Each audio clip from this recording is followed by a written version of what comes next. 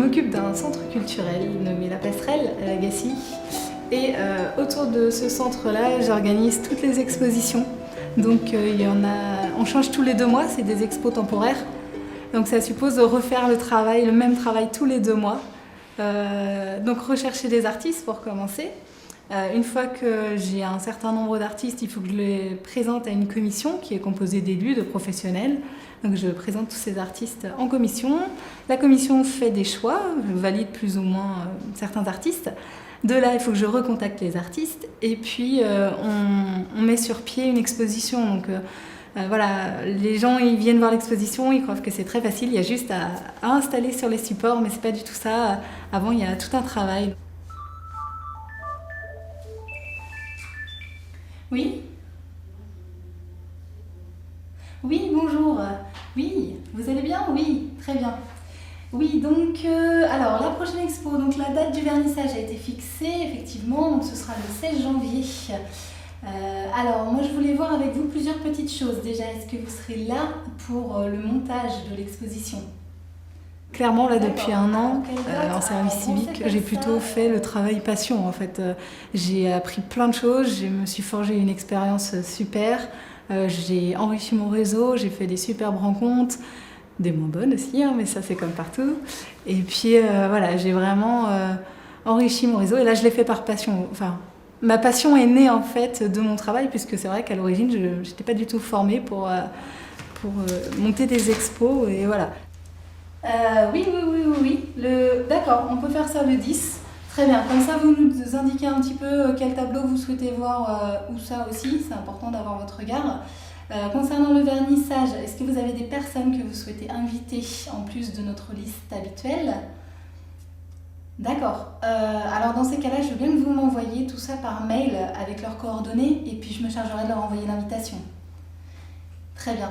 Et donc pour le discours également, donc comment voulez-vous qu'on procède ? Est-ce que je vous fais le discours que vous n'aurez plus qu'à relire ou vous débrouillez et vous improvisez ? D'accord. D'accord, bah, je peux faire une petite ébauche et puis dans ces cas-là, je vous envoie tout ça et puis on en rediscute ensemble. Est-ce qu'on peut voir tout ça quand même avant la fin de semaine ? Oui ? Ah bah, très bien, dans ces cas-là, je vous recontacte d'ici vendredi. Très bien.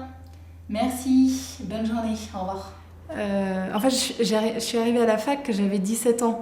Et avant, il faut quand même réfléchir à qu'est-ce qu'on veut faire. Et les profs au lycée nous bassinent comme quoi un bac tout seul, ça ne vaut rien. Bon, d'un certain côté, ils n'ont pas tout à fait tort, parce que j'ai rencontré des gens qui ont qu'un bac, la semaine dernière d'ailleurs. Et c'est des gens qui sont coincés, qui ne peuvent pas faire grand-chose. Donc ok, il faut faire quelque chose derrière, mais quoi ? Je me suis lancée dans prof des écoles et puis je suis revenue sur mon idée de conducteur de train qui me tenait vraiment à cœur. Et donc j'ai contacté bien sûr la SNCF plusieurs fois. J'ai eu des entretiens téléphoniques en fait. Mais donc on m'a clairement répondu que bah non mademoiselle, vous avez un bac plus 2, vous êtes trop diplômée pour nous. Ah bon ? Donc ça ne l'a pas fait, bien sûr. C'est pour des raisons de grille tarifaire, je ne sais pas trop quoi. En gros, j'ai déjà un bac plus 2, donc ça suppose qu'ils me payent. Donc j'ai eu beau expliquer que je ne le faisais pas pour le salaire. Peu importe si j'étais payée des clopinettes, hein, comme actuellement, c'est pas grave. Je veux être conductrice de train. J'ai essayé de montrer ma motivation, etc. Et on m'a répondu, dans ces cas-là, ok, mais vous nous faites un CV où vous arrêtez au bac. Non, j'avais pas du tout envie d'effacer ces 2 années-là de ma vie comme ça, sous prétexte qu'une dame de la SNCF qui recrute me dise d'enlever 2 ans de ma vie. Donc non, et du coup, voilà, pas de conducteur de train. Je me suis dit, il faut que je change de voie. Et en fait, même la licence sciences de l'éducation faisait que ça se refermait vraiment dans un domaine et je voulais pas m'enfermer dans un seul domaine. Et j'ai voulu ouvrir mes possibilités. Donc à la fin de cette licence, j'ai poursuivi dans complètement autre chose. J'ai fait un master gestion et administration des entreprises, spécialité tourisme. Et du coup, j'ai appris plein de techniques de gestion, d'organisation, etc., appliquées vraiment au tourisme.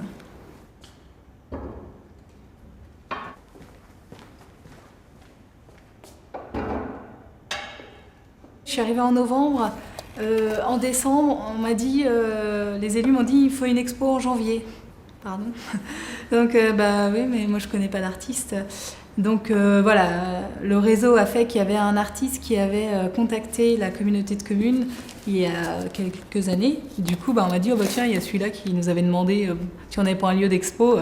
Bon bah si, bon, je l'ai appelé. Donc il est venu, voilà, ça s'est fait un petit peu comme ça.